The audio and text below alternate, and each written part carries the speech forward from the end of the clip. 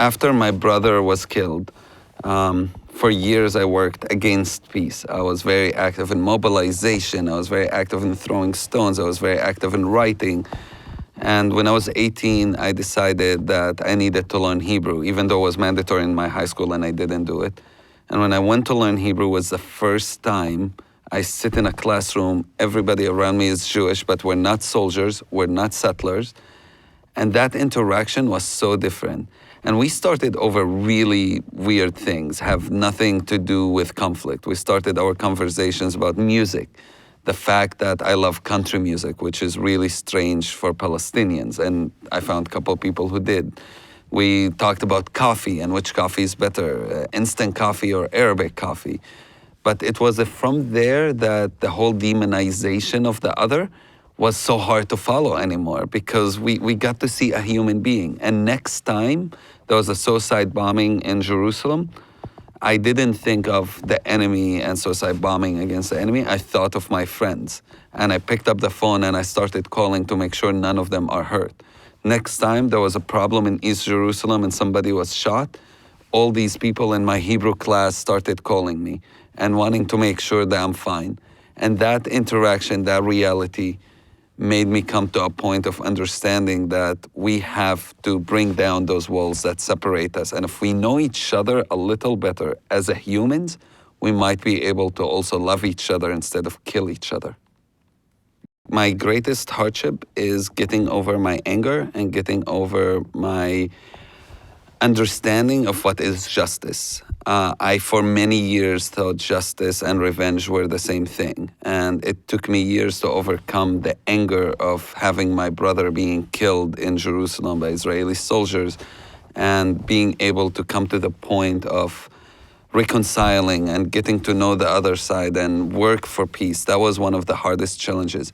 But ironically, it doesn't end in one point. Most people want to believe that change happened in 1 minute, and that's not true. The change that happened with me was a process, and this greatest challenge still continues with me today.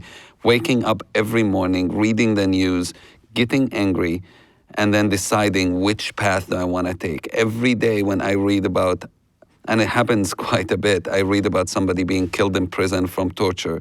It brings to me the memories of my brother being killed in prison through torture. And I have to again decide that this is not the path I want to take. It's a daily decision, it's a daily fight.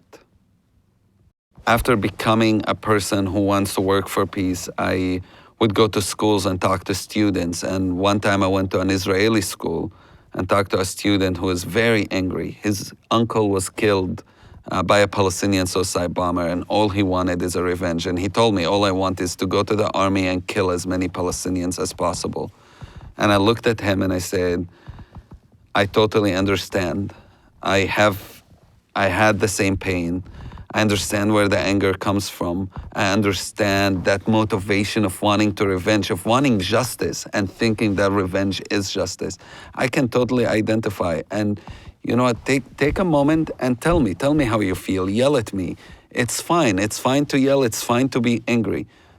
But then you still have the ability to make a difference. If you go and kill somebody else, their relative is gonna come and kill somebody else from your side. And we're gonna go into this cycle of killing.